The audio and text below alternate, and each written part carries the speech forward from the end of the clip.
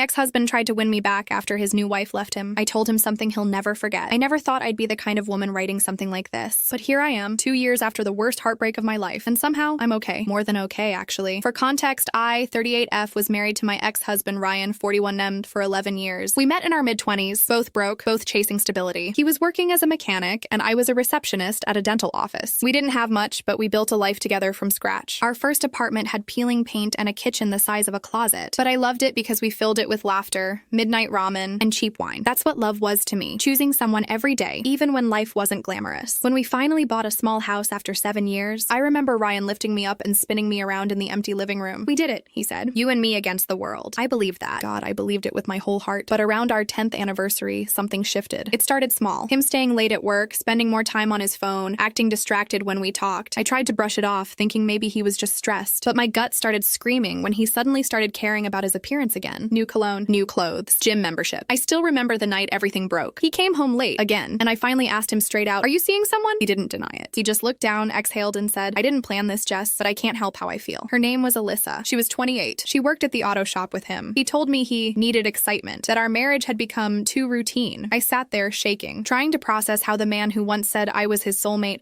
could talk about our life like it was a boring TV show he wanted to change the channel on. I didn't yell. I didn't throw anything. I just said, "Then go find your excitement, Ryan." He moved out 2 days later. The first few months after that were hell. I couldn't eat, couldn't sleep. I'd wake up reaching for his side of the bed and feel that cold emptiness where warmth used to be. Friends told me I'd get over it, but they didn't see me sobbing in the shower or clutching my wedding ring like a lifeline. Alyssa posted pictures of them on Instagram within weeks. Him holding her hand, smiling like he'd never smiled with me. They went to concerts, weekend trips, fancy restaurants. He bought her flowers every Friday. Meanwhile, I was struggling just to get out of bed. But here's the thing about heartbreak. It's a slow teacher. Somewhere between all the crying and the numb days, I started learning how to breathe again. I moved out of the house we'd bought together because every wall whispered his name. I rented a small apartment downtown. Nothing special, but it was mine. I painted the walls yellow, got a cat, Milo, and started walking every evening just to feel something other than loss. I got promoted at work, started taking photography classes on weekends. Slowly, life started to bloom again. Different, quieter, but honest. One day, about a year after the divorce, I ran into an old friend of his. She told me almost awkwardly that Ryan had married Alyssa. "Quick, huh?" she said. I just smiled and said, "Good for them." But that night, I cried again, not because I wanted him back, but because I realized how completely he'd replaced me. Fast forward to now, 2 years since he walked out. I'm not the same woman anymore. I've grown, healed, and learned to love my solitude, which is why what happened last week felt so surreal. It was a rainy Tuesday night. I'd just gotten home from work, soaked and tired, when I heard a knock on my door. I wasn't expecting anyone, and my heart dropped a little when I peeked through the peephole. It was Ryan. He looked awful. Unshaven, eyes red, clothes wrinkled. For a second, I froze. My body remembered him before my brain did. Then I opened the door. Just a crack. "Jess," he said, voice trembling. "Can we talk?" I almost closed it right there, but something in me, maybe morbid curiosity, made me step aside. He walked in like a ghost, glancing around my apartment. "You moved," he said quietly. "Yeah," I replied, "a while ago." He nodded, looking at the floor. "Alyssa left me." I didn't say anything. I just waited. "She said I'm not the man she thought I was," he went on. "She's with someone else now. I feel so empty, Jess. I made a mistake. I should have never left you." I stood there, watching the man who once broke me now unravel in front of me. Part of me felt pity. Another part, the part that survived his betrayal, felt nothing but calm. He stepped closer. "We had something real, Jess. I miss you. I miss us. Maybe we could—" "Stop," I said softly. He froze. I looked him in the eyes and said, "You didn't lose your family, Ryan. You traded it for attention." He opened his mouth, but no words came out. Just that silent, stunned expression of someone finally seeing the truth too late. Then I opened the door and said, "Goodbye, Ryan." He left without another word. When I closed the door behind him, I didn't cry. I didn't shake. I just felt free. That night, I sat by my window watching the rain, thinking about how love can turn into strength if you survive it. He taught me how to break, but I taught myself how to rebuild. And maybe that's the real revenge. Not hurting someone back, but proving they no longer have the power to. If I'm being honest, the cracks in our marriage started long before Alyssa ever existed. I just didn't want to see them. When you've built your whole life around someone, you convince yourself that the little things, the missed calls, the quiet dinners, the way they stop asking how your day was, are just phases. You tell yourself you're overthinking it. That's what I did for years. Ryan wasn't a bad husband, at least not at first. He was kind, funny, protective. He'd bring me coffee in bed on weekends and leave sticky notes on the mirror that said things like, "You're my favorite person." Those notes used to make me feel like the luckiest woman alive. But somewhere after our 7th anniversary, something shifted. It wasn't dramatic. No fights, no shouting, just silence. He'd come home from work exhausted and barely talk. Dinner became a quiet ritual of scrolling phones and watching TV. Our laughter, the thing that used to glue us together, started to fade like old wallpaper. I'd ask him, "Everything okay at work?" He'd shrug. "Just tired." That became his favorite line. Just tired. At first, I blamed myself. Maybe I wasn't fun anymore. Maybe I was too focused on work work or too predictable, so I tried harder. I started planning date nights again, cooking his favorite meals, wearing the perfume he once said drove him crazy. He'd smile, say thanks, but his eyes were somewhere else. The first real fight happened over something stupid: laundry. I'd accidentally shrunk one of his new shirts. He exploded. "You never pay attention anymore, Jess. Everything's just about your schedule, your routines. I feel like I don't even exist in this house." I remember standing there holding that damp shirt, wondering where this version of him came from. "Ryan, it's a shirt," I said quietly. "What's really going on?" He sighed, rubbed his face, and muttered, "I don't know. I just feel stuck." That word haunted me. Stuck. I lay awake that night replaying his words, trying to understand what I did wrong. I thought maybe he was going through a midlife slump, so I encouraged him to take a weekend trip with his friends to clear his head. He did. And when he came back, he was distant in a way I couldn't reach anymore. It's funny how your instincts whisper before your mind accepts the truth. He started spending more time at the garage, saying business was picking up. But when I'd call him after work, half the time he wouldn't answer. I'd tell myself, "He's busy, Jess. Stop being paranoid." Then one night, I found a receipt from a restaurant downtown. 2 entrees, 2 glasses of wine, a date night kind of place. The timestamp said 8:47 p.m., a time he told me he was working late. My hands trembled as I stared at it. When he came home, I didn't bring it up. I just tucked the receipt into my journal, a quiet record of suspicion. He smelled different that night, too. Not grease or oil like usual, but perfume. Floral, sweet, unfamiliar. That's when the denial cracked. A week later, my friend Tara saw him at a bar with someone who wasn't me. She didn't tell me right away. I think she was scared to break me. But one night, after too many glasses of wine, she said softly, "Jess, I think Ryan's seeing someone." I remember laughing, that weird, broken laugh that comes out when your heart refuses to catch up. "No," I said. "He wouldn't do that to me." But deep down, I already knew. I confronted him the next day. Not screaming, not crying, just tired. "Are you cheating on me?" His silence was the loudest answer I've ever heard. Finally, he said it. It just happened. "Jess, I didn't mean to." As if falling into another woman's arms was an accident. After that, something inside me snapped, not in anger, but in clarity. I realized I had spent years holding our marriage together alone. I begged him to go to counseling, to try again, but he refused. "It's not that simple," he said. "I can't fake feelings." So he left, packed his bags, kissed me on the forehead like I was some old friend he'd outgrown, and walked out. The day he drove away, I sat on the front steps for hours, staring at the street, waiting for him to come back. He never did. In the following weeks, I deleted his number, but memorized it anyway. I threw away our wedding photos, but kept one. The one where he whispered something that made me laugh mid-kiss. That photo stayed in my drawer for months, because love doesn't die neatly. It lingers, like perfume after someone leaves the room. Looking back, I can see the truth clearly now. Ryan didn't just wake up one day and fall for someone else. He slowly drifted away because he stopped choosing us. That's the part that hurts the most. Not the cheating, but the quiet giving up before it even happened. I spent years thinking I could fix him, fix us. But you can't save someone who doesn't think they're drowning. It took me a long time to understand that love isn't about holding tighter when someone pulls away. It's about knowing when to let go. And when he showed up at my door 2 years later, I realized I'd already done the hardest part, letting go of the version of him I used to love. After Ryan left, the first few months were a blur. I barely recognized my own life. I'd wake up to an empty bed and feel panic, like I'd forgotten something vital. The apartment we shared felt hollow, the walls echoing memories that weren't mine anymore. I cried in the shower, in my car, on the kitchen floor, anywhere I could be alone without explanation. At work, I smiled, pretended everything was fine. My coworkers didn't notice the emptiness behind my eyes, but I was slipping, piece by piece. I knew I had to start over, so I moved. I rented a small, sunlit apartment downtown, far from the house we'd shared. The walls were white, bland, but I loved them because they were blank. I could write my own story there. I bought a little cat, Milo, from the shelter down the street. He became my quiet companion, curling up on my lap while I cried or drank coffee alone on weekends. He didn't judge me. He didn't expect me to be strong. At first, even simple things were hard. Grocery shopping felt like an ordeal. Choosing food, cooking, cleaning, all the routines I'd once shared with Ryan now fell on me alone. But slowly, I began to take joy in small victories. I cooked my favorite meals without thinking of him. I painted one wall in a bold mustard yellow, a color he hated. I let myself be messy, unstructured, free. I enrolled in photography classes at a local community center. The first time I held a camera, I realized I could see the world differently. Colors, shapes, light. It felt like life was revealing itself again. I also started running. Just 15 minutes at first, then half an hour, then longer. Each step was a reminder that I could move forward, literally and metaphorically. Friends tried to help. Tara came over every weekend to watch movies or binge reality shows with me. She didn't lecture. She just sat there, making popcorn and listening. "You're stronger than you think, Jess," she said one afternoon. I laughed bitterly. "Stronger than heartbroken? Sure, but happy? Not yet." She shook her head. "You will be. Just give yourself time." Time, I realized, was exactly what I needed. Not to forget, not to erase the past, but to rebuild. I started journaling. Every night, I wrote down my feelings, no filter, no shame. I recorded anger, sadness, hope, everything. Sometimes I read back, and I cried all over again. Other times I smiled, noticing my own growth. Work became my anchor. I threw myself into projects, stayed late, and found satisfaction in things I could control. When someone complimented me on my dedication, I felt a flicker of pride I hadn't felt in years. I also began dating casually, carefully. Not to to replace Ryan. God, no. But to remind myself that life still had moments of possibility. I went on coffee dates, short walks, even one disastrous dinner where the man showed up wearing socks with sandals. I laughed harder than I had in months. But more than anything, I learned to enjoy my own company. Sitting on my balcony, Milo purring beside me, watching the city lights flicker, I realized I could be happy alone. By the end of that first year alone, I'd grown into someone I liked. Someone resilient. Someone who understood that heartbreak doesn't define you. Your recovery does. I bought a new wardrobe, not flashy, just clothes that made me feel confident. I started going to the gym, not to impress anyone, but because my body deserved strength and care. I even reconnected with hobbies I'd abandoned. Painting, reading novels I'd ignored, and long weekend hikes. Friends noticed the change. You look lighter, Tara said one evening, handing me wine. I smiled. I feel lighter. It wasn't instant happiness, not like a switch flipping. It was slow, gradual, a series of small victories adding up to reclaiming my life. Some nights I'd still dream about Ryan, not the man he became, but the one I loved once. In those dreams, he'd apologize, beg for me to take him back, and I'd wake up with a mix of longing and anger. But when I opened my eyes, Milo's small, warm body was there, reminding me that life went on. I didn't need him to validate me anymore. By the time 2 years passed, I was thriving. I had a promotion at work, a cozy apartment, a solid circle of friends, and hobbies that made me feel alive. Most importantly, I had peace. And that peace made me strong enough to face him when he finally came back knocking. It was a Tuesday evening, and I'd just gotten home from work. Rain was falling in a steady drizzle, tapping against my apartment windows like a slow drumbeat. I'd changed into my pajamas, poured myself a glass of wine, and was curled up with Milo on the couch when a knock at the door startled me. I froze. Visitors were rare. I didn't recognize the urgency in the knocking at first, and my mind immediately jumped to worst-case scenarios. When I peeked through the peephole, my stomach lurched. It was Ryan, not the Ryan I remembered, the charming, teasing man who'd once made me laugh so hard my cheeks hurt. This Ryan looked unkempt, haggard. His shirt was wrinkled, his hair messy, his eyes red and glassy. Something about him screamed desperation. I didn't know whether to slam the door or throw it open and see what he wanted. Part of me wanted to pretend he didn't exist, but curiosity, morbid or otherwise, kept me rooted. I opened the door just a crack. Ryan, I said, my voice calm but wary. He looked at me, then around my apartment. Jess, can we talk? I hesitated, but something in his posture, shoulders slumped, eyes pleading, made me step aside. He entered, glancing around like a ghost, walking through memories that weren't his anymore. You moved, he said softly, almost like a statement, not a question. Yes, I replied. A while ago. There was a long silence. I could hear the rain outside, the distant hum of the city, and Milo padding quietly across the hardwood floor. Finally, he said, Alyssa, she left me. I kept my expression neutral. My heart did a small involuntary flip, but my mind stayed icy. She said I'm not the man she thought I was, he continued. She's with someone else now. I feel empty, Jess. I made a mistake. I should have never left you. I listened quietly. Every word felt like a slow drip, washing over me. Part of me wanted to shake him, scream at him for all the years of pain. Another part felt nothing, calm, detached. He stepped closer. We had something real, Jess. I miss you. I miss us. Maybe we could. I cut him off, softly but firmly. Stop. He froze. For the first time in 2 years, I held the power in that room. He looked at me, eyes searching for the apology he thought I owed him, the forgiveness he thought I'd give. You didn't lose your family, Ryan, I said slowly, deliberately. You traded it for attention. The words hung in the air like a storm about to break. I saw him swallow hard, open his mouth, and close it again, unable to respond. I stepped aside, opened the door wider, and said, Goodbye, Ryan. He didn't argue. He didn't beg. He turned and walked down the hallway, disappearing into the night and the rain. After I closed the door, I leaned against it for a moment, feeling the weight of the encounter. My chest was full, but not with heartbreak. It was relief, liberation, satisfaction. I poured myself another glass of wine, settled onto the couch with Milo, and let myself breathe fully for the first time in years. The storm outside mirrored the storm that had finally ended inside me. I realized that this was the moment I had been building toward, the moment where I didn't need him to apologize, to cry, to explain. I had already healed, and his presence could no longer hurt me. In that quiet, rainy evening, I understood something profound. Closure isn't something another person gives you. You claim it yourself. And when you do, even someone like Ryan, who once held so much power over your heart, becomes powerless. That night, I wrote in my journal, he wanted me back, but he can't touch me anymore. I survived the worst, and now I thrive. Revenge isn't him hurting, it's me living fully. For the first time in a long time, I smiled without guilt. For the first time, I was completely free. The morning after Ryan left, I woke up feeling lighter than I had in years. The sunlight streaming through the window caught Milo stretching lazily on the couch, and for the first time, I felt like my life was entirely my own. It's a strange thing, freedom. You don't always notice it until the weight is gone, and the weight of Ryan, of betrayal, of loss, of all the nights I cried alone, had finally lifted. I made coffee and sat at the small kitchen table, notebook open. I wrote down everything I remembered from the night before, his words, his posture, the way he looked like he'd finally realized the consequences of his choices. Writing it down didn't make me bitter. It made me feel alive, like I was documenting the moment I finally reclaimed my power. I walked around my apartment, touching objects I'd chosen for myself. The mustard-colored wall I'd painted after he left, the framed photograph of a landscape I captured in my photography class, the little shelf where Milo's toys were neatly organized. Everything reminded me that this his life was mine. For a moment, I even thought about what he must be feeling. He'd come to me hoping for forgiveness, maybe even a second chance. Instead, he got honesty. The kind that doesn't hurt him physically, but cuts deeper than any argument could. And I felt no guilt for it. None. I decided to take a long walk in the park that afternoon. The air was crisp, the trees shifting in gold and amber, and I realized something I hadn't acknowledged before. I didn't need Ryan to complete me. I never had. I saw couples strolling by hand in hand and didn't feel jealousy. I saw parents pushing strollers and didn't feel longing. I just felt gratitude. Gratitude for survival, for growth, for the life I'd rebuilt. I thought about revenge, the kind most people dream of, humiliating him, making him regret every decision. But I understood now that the sweetest revenge wasn't spectacle. It was quiet. It was living well. It was closing the door and not looking back. That night, I poured myself a glass of wine and sat by the window, Milo on my lap. I thought about the past 11 years with Ryan, the good, the bad, the betrayal, and I realized that every step, every tear, every heartbreak had led me here. I wasn't just surviving anymore. I was thriving. I had confidence that he could never take away, strength that no apology could undo, joy that didn't depend on anyone but me. I smiled. Not a hollow, polite smile, but a real one, the kind that comes when you've faced pain and come out on the other side. I started planning little changes for myself, not as a reaction to Ryan, but as a celebration of my independence. A weekend photography trip, a cooking class I'd been curious about, even a small solo vacation to a city I'd always wanted to explore. I realized that the life I had feared losing could actually be richer, fuller, and more beautiful than I ever imagined. And for the first time in years, I felt unshakable. Milo purred against me, and I thought about how strange it was. A cat, a journal, a sunlit apartment could be symbols of power, but they were. They were proof that my happiness didn't hinge on anyone but myself. By the end of that week, I knew something important. Ryan's attempt to come back didn't weaken me. It confirmed what I already knew. I had survived abandonment, betrayal, and heartbreak. I had rebuilt from nothing, and I was no longer the woman who waited at the door for him to return. The power of that realization was intoxicating, not in a cruel way, but in a liberating one. I had the last word, the quiet revenge, the freedom that no one could ever take away. I didn't need him to apologize. I didn't need him to explain. He had taught me one final lesson, that strength isn't just surviving heartbreak, it's thriving after it, and claiming your life as your own. I spent the weekend revisiting some of my favorite places, the bookstore where I'd spent hours as a teenager, the little cafe where I once met Ryan for our first date, now empty and quiet, and I realized I didn't feel the pain I expected. Instead, I felt clarity. I felt victory. I felt the unmistakable joy of someone who had been broken and had built herself back stronger than ever. And in that joy, I knew Ryan could never touch me again. It's funny how life has a way of testing you, even after you think the hardest part is over. I had spent 2 years rebuilding my life, rediscovering who I was without Ryan. I had a cozy apartment, a fulfilling job, friends who genuinely cared, and hobbies that made me feel alive again. I wasn't just surviving anymore. I was thriving. And yet, there he was, showing up on my doorstep like some tragic character in a poorly written play. The irony wasn't lost on me. The man who walked away from the life we built together now wanted a second chance after everything he'd done. I sat that night thinking about all the small things that led us to this point, the cracks I ignored, the silence we both tolerated, the subtle betrayals before the big one. I realized that our marriage had never been perfect, but I had loved him fully anyway. I thought about the man I had been when he left. I was scared, vulnerable, desperate for validation. I cried for months, wondering if I'd ever feel whole again. I felt like a shell of myself, broken by the person I trusted most. And now, looking back, I understood something crucial. The power dynamic had shifted. He no longer held my heart hostage. I had claimed it back, strengthened it, and rebuilt it with my own hands. I smiled quietly, remembering the words I had spoken to him. You didn't lose your family, Ryan. You traded it for attention. The thought still sent a shiver of satisfaction down my spine. Revenge, I realized, doesn't have to be dramatic. It doesn't have to involve schemes or humiliation. Sometimes it's quiet. It's living well, thriving, and proving to yourself that you are unbreakable. I went about my days after that night, noticing subtle changes in myself. I was no longer tense, defensive, or suspicious. I laughed freely, made plans without hesitation,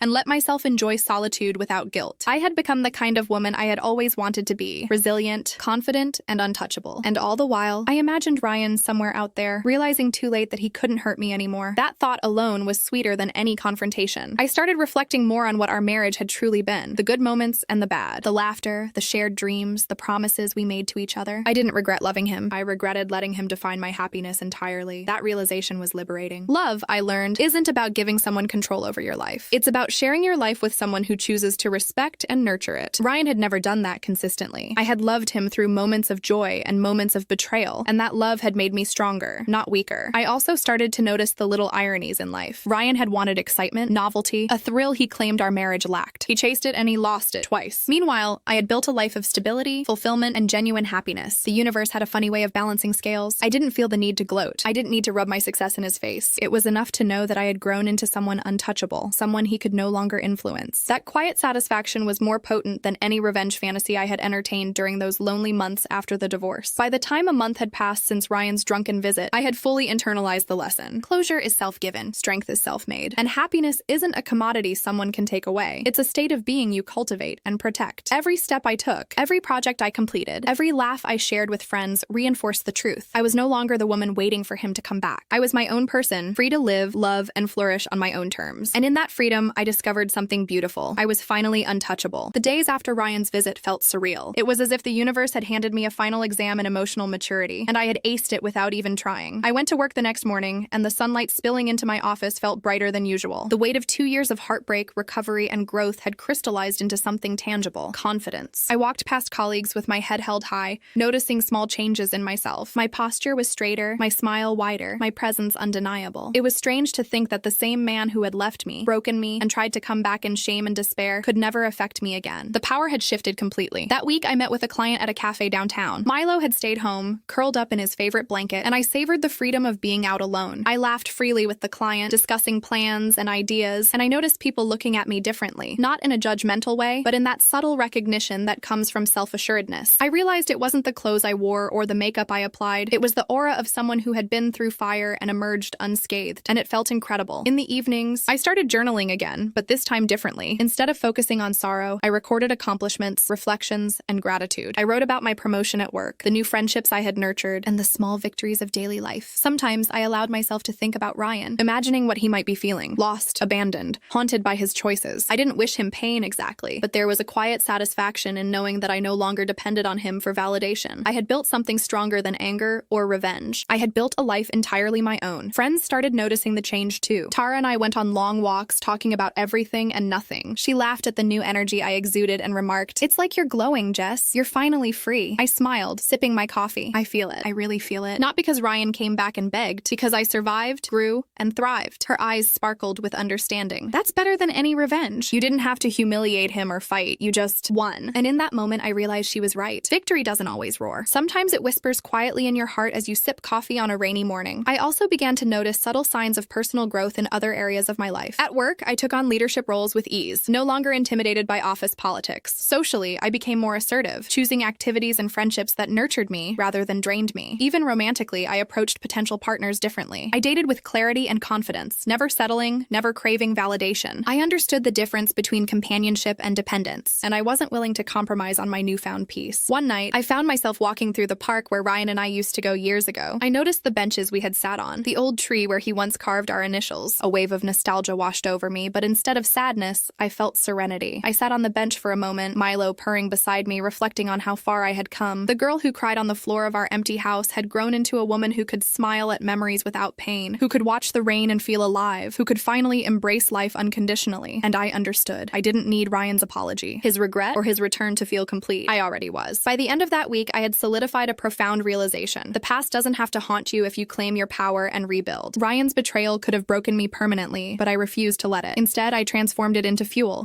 for self-discovery, confidence, and genuine happiness. And that, more than any confrontation or revenge, was my ultimate triumph. I realized that sometimes the best way to win is simply to live fully, beautifully, and unapologetically. A few weeks after Ryan's visit, I started noticing subtle signs that the world had shifted in ways I hadn't expected. It wasn't that I was seeking him out. I hadn't even thought about seeing him again. But life has a funny way of bringing reminders to your doorstep. Mutual friends mentioned he had left his second marriage, sometimes casually, sometimes with embarrassment. Office gossip whispered that he seemed lost, fragile. I didn't feel glee. I felt calm, almost amused. Because in all of this, I realized the world doesn't need to punish him. My growth was the punishment, the quiet, unshakable proof that he could no longer affect my happiness. One afternoon, I ran into him at a neighborhood grocery store. I was picking out vegetables, Milo at my feet, a little unusual, but he liked the stroller setup I had. When our eyes met across the aisle, he froze, looking both surprised and awkward. I offered a small, polite nod. He looked away, clearing his throat, clearly trying to muster words he hadn't yet figured out. I smiled internally. I didn't need to engage. I had nothing to prove. And that, I realized, hurt him more than any shouting match could have. The power of calm, composed confidence was quietly devastating. Later that week, a mutual friend mentioned that Ryan had been talking to people about trying to make amends with me. Apparently, he'd told them he still cared, and that he wished he had done things differently. I sipped my coffee, staring out the window, and let a small smile play on my lips. The universe had a sense of poetic irony. He had left for excitement, left me heartbroken, and now he realized he had nothing. Meanwhile, I had built a life filled with stability, joy, and peace, things he would never regain from me. I didn't feel arrogance. I felt clarity, and in that clarity, I felt triumph. I began reflecting reflecting on the subtle power of his absence. He had been the center of my world once, but now he was a footnote in a life I had completely reclaimed. I noticed myself walking taller, speaking more confidently, and pursuing ambitions without hesitation. I wasn't living for revenge. I was living for me. And yet, every so often, the thought of his bewildered expression that night when I told him, "You didn't lose your family. You traded it for attention," brought a quiet satisfaction that lingered like a secret I would never reveal. Socially, people began noticing my change too. Friends complimented my energy, my confidence, my new outlook. I realized that my transformation wasn't just internal. It radiated outward, and even strangers could feel it. I had become someone untouchable, not invincible, but grounded, not bitter, but unshakable. I understood now that true revenge wasn't in hurting someone else. It was in thriving despite them, in showing through action that you can rebuild stronger than ever. One evening, Ryan's name came up in conversation with a close friend. He had apparently tried reaching out to several acquaintances, attempting to find a way back into my life. I laughed quietly, shaking my head. It wasn't about the embarrassment he must feel. It was about the freedom I had claimed. He could no longer threaten, manipulate, or shake me. That power, once his, now lived entirely in me. And that, more than any dramatic confrontation, was the ultimate satisfaction. By the end of the month, I understood the final lesson of the Ryan chapter. Closure is self-given. Revenge isn't about hurting the other person. It's about claiming your life, your happiness, and your peace, and refusing to let anyone take it away. I had learned, grown, and thrived. Ryan's return didn't wound me. It simply reminded me how far I'd come. And for the first time in a very long time, I felt untouchable in every sense of the word. Looking back now, I can hardly recognize the woman I was before Ryan left. She was fragile, desperate for validation, constantly questioning her worth. She let someone else's choices dictate her happiness. She cried alone on the kitchen floor, replaying memories that no longer served her. And yet, every tear, every sleepless night, every moment of despair became the foundation for who I am today. I learned that heartbreak, while painful, can also be transformative. Professionally, I'm thriving. I was promoted twice in the past 2 years, taking on leadership roles I would never have dared to before. I present ideas confidently in meetings, mentor younger colleagues, and feel pride in my work in a way that is entirely independent of anyone else. Even my personal life has flourished. I've made friends who value me for who I am, not for what I once represented in someone else's story. My weekends are filled with photography, cooking classes, and long walks with Milo. I have hobbies, adventures, and a sense of joy that I never thought possible after the devastation of a failed marriage. Romantically, I've approached relationships differently. I'm careful, thoughtful, and self-assured. I no longer chase attention or settle for affection that isn't genuine. I've dated, laughed, and experienced moments of connection, but always with clear boundaries and a sense of self-worth that wasn't there before. I've realized that love doesn't need to be dependent, desperate, or fear-driven. It can be mutual, respectful, and freeing, and I deserve nothing less than that. Emotionally, I'm resilient. I don't dwell on betrayal or loss. I don't fantasize about punishment or revenge. I am aware of my own power, my own agency. I have cultivated a life that is mine entirely, a life Ryan can no longer affect. Every time I recall his stunned expression at my door, the words I spoke echo in my mind. You didn't lose your family. You traded it for attention. Not cruel, not vindictive, just truth. That truth liberated me in a way that nothing else could. Socially, I am thriving as well. Friends notice my confidence, colleagues respect my voice, and strangers sense the calm energy I radiate. I have become someone who is not only unshakable, but magnetic. Not because I seek validation, but because I am whole and complete on my own. I can walk through life without fear that someone's actions will dictate my emotions. I have reclaimed my power, my voice, and my happiness. I reflect on my marriage often, not with bitterness, but with perspective. I loved fully, gave completely, and even in heartbreak, learned lessons I could never have anticipated. Ryan's departure, his betrayal, and even his attempted return became catalysts for growth, strength, and self-realization. I now understand that the person who leaves may think they hold power, but the person who rebuilds holds the world. I've learned that closure is not a conversation, a fight, or an apology. Closure is the life you create after the storm. It's the laughter that returns, the confidence that grows, and the sense of peace that blossoms despite what was taken. Ryan came back hoping to find a fragment of the woman he abandoned, but he found only a complete, whole, thriving individual, someone who no longer needed him to define her happiness. By now, I realize that I don't even want him back. I don't want to relive pain or compromise my peace. What I want is the continuation of the life I've built, full, independent, and joyful. That I know is the ultimate revenge. And the best part? I can have it every single day without thinking about him at all. The final chapter of the Ryan saga wasn't dramatic or explosive. It was quiet, intentional, and deeply satisfying. By this point, I had fully reclaimed my life. My apartment felt like a sanctuary, my friendships were stronger than ever, and my work gave me purpose and pride. Milo curled up next to me as I sipped my morning coffee, a reminder that even the smallest comforts could be powerful symbols of the life I had rebuilt. And then there was Ryan, a figure of the past, showing up in memories and casual conversations, but never capable of touching my reality. I thought about that night he appeared at my door, drunk, broken, desperate for a second chance. I remembered how I listened quietly, feeling nothing but calm as he tried to justify himself, plead for forgiveness, and relive the family life he had abandoned. I remembered the words I said to him, the words that carried the weight of truth and consequence. You You didn't lose your family. You traded it for attention. I said them not out of cruelty, but out of recognition of the power I now held. I had survived heartbreak, betrayal, and abandonment, and I no longer depended on anyone else for my happiness. After he left, I realized the true meaning of revenge. It wasn't in hurting him, humiliating him, or even making him regret his choices. The sweetest revenge was the life I had built in his absence, a life filled with fulfillment, joy, and independence. Every smile I wore, every success I achieved, every peaceful evening I enjoyed became a silent reminder that I had won, without even trying to make him lose. I reflected on how far I had come. From crying alone on the kitchen floor, to journaling my pain, to exploring hobbies and passions, to thriving professionally and personally, I had transformed my heartbreak into power. I had become a woman who could look back at the past without bitterness, who could acknowledge mistakes without regret, and who could recognize her own strength without needing validation. I realized that Ryan's absence had been a gift in disguise. It forced me to confront myself, rebuild my life, and discover a version of me I never would have known otherwise. Now, I live fully on my own terms. I embrace challenges, nurture relationships that truly matter, and savor moments of happiness that are mine alone. I am no longer waiting for someone to return, apologize, or change. I am complete. And every time I think of Ryan, I remember the look on his face when I spoke the truth. The satisfaction of that moment is something I carry quietly with me, a testament to the power of self-respect, self-love, and resilience. The lesson is clear. Closure is self-given, revenge is subtle, and strength is cultivated through hardship. Pain can either break you or transform you. I chose transformation. I chose life. Ryan came back seeking what he had abandoned, and he found only my independence, my confidence, and my peace. He had no power over me. I had everything I needed, and that, more than anything, is a victory worth celebrating. In the end, I understood that life doesn't require apologies from those who hurt you. It doesn't need recognition from those who betrayed you. Happiness, peace, and fulfillment come from within, and nothing, not even the person you once loved most, can take that away if you've claimed it. I closed the door on the past, shut the chapter on Ryan, and embraced the life I had created. Every step I take now is a reminder of the power of survival, the sweetness of quiet revenge, and the beauty of a life reclaimed.